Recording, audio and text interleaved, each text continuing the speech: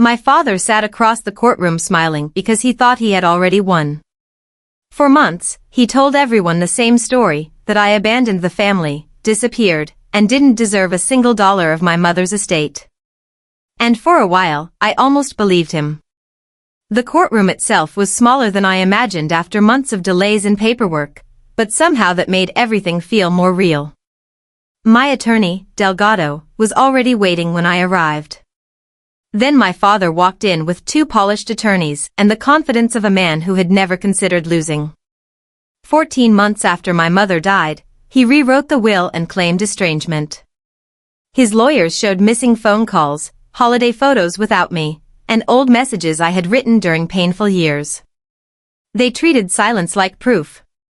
Then my father leaned toward his attorney and quietly said, loud enough for me to hear, "Hope she enjoyed whatever she's been doing because there's nothing here for her." I laughed, not because it was funny, but because the alternative was worse. Then the judge stopped the hearing and looked directly at me. "Are you the woman who filed the 2019 guardianship petition for Eleanor Voss?" Everything changed.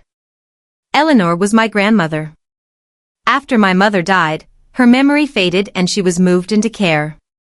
My father slowly stopped visiting until he disappeared entirely. So for 4 years, I handled the paperwork, medication reviews, appointments, and sat with her every Sunday, even when she no longer remembered who I was. I never told anyone because it wasn't about recognition.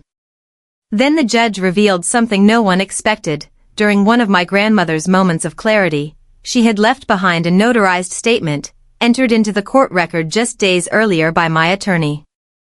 My father had never looked for it because he never imagined there was anything to find. As the judge read it, I watched his confidence disappear, not explode, just slowly drain away in front of everyone. The hearing ended without a final ruling, but the room had changed.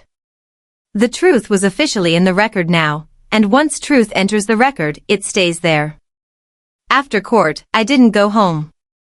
I drove to my grandmother's care facility and sat in the parking lot thinking about all those Sundays and the strange miracle of being remembered by someone who had forgotten almost everything else.